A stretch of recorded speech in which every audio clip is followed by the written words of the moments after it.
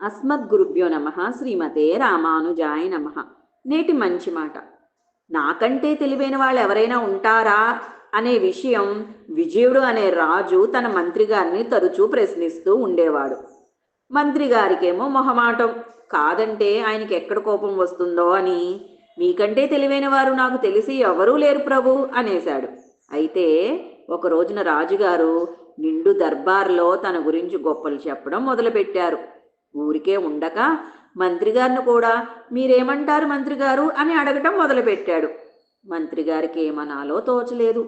ఎలాగైనా రాజుగారిని అలవాటు నుంచి బయటపడేటట్లు చేయకపోతే పెద్ద సమస్యే అనుకున్నారు మంత్రిగారు. మన రాజ్యపు పొలిమేరలో ఉన్న గోపాలపురంలో చాలామంది తెలివైన వారు ఉన్నారట ప్రభు.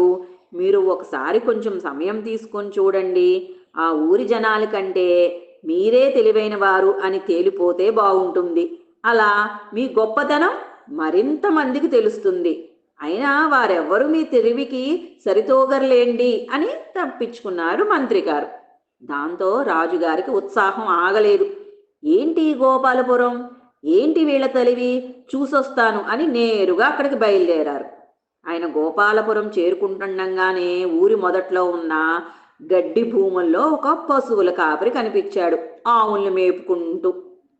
ముందుగా వీడిని ఓడిస్తాను, నా తెలివి ముందు వీడు ఏ పాటి అనుకుంటూ దగ్గరికి వెళ్ళాడు రాజుగారు. నేను నిన్ను 3 ప్రశ్నలు అడుగుతాను, నీకు చేతనైతే జవాబు చెప్పు, చూస్తానన్నారు రాజుగారు. ఆ పశువుల కాపరి రాజుకేసి వింతగా చూసి సరే అడగండి అన్నాడు. సృష్టిలో అన్నిటికంటే వేగవంతమైనది ఏది అడిగాడు విజయుడు. గాలి చెప్పాడు పశువుల కాపరి. అన్నిటికంటే ఉత్తమమైన జలం గంగాజలం అని చెప్పాడు పశువుల కాపరి. అన్నింటిలోనూ ఉన్నతమైన పాన్పు ఇంకేముంటుంది, చందనపు కర్రతో చేసినదే అన్నాడు. భలే భలే, నా మనసులోని ఇవే జవాబులున్నాయి అన్నాడు విజయుడు అతన్ని మెచ్చుకుంటూ.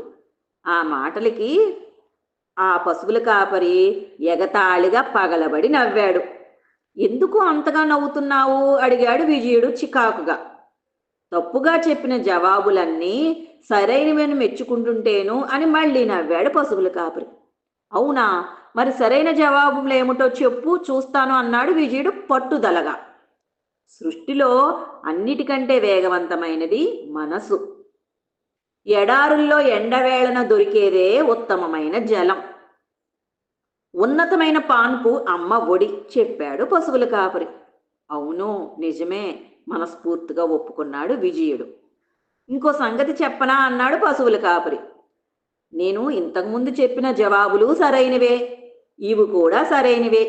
ఏమంటే ఒక ప్రశ్నకు ఒకే జవాబు ఉండాలి అనుకోవడంలోనే అసలు తప్పు ఉంది.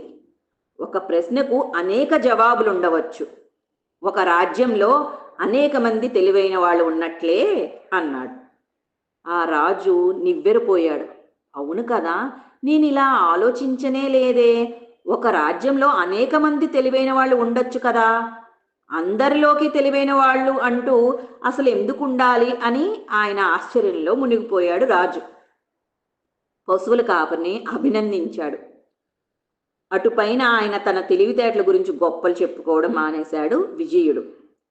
అందరిలోనూ తెలివితేటల్ని గుర్తిస్తూ కాలక్రమేణా మంచి రాజు అందరినీ ప్రోత్సహిస్తాడు అని పేరు తెచ్చుకున్నాడు. చదివి చదివి కొంత చదువంగా చదువు చదివి ఇంకా చదువు చదివి చదువు మర్మములను చదువులేడయ్యను విశ్వదాభిరామ వినురవేమ అంటారు.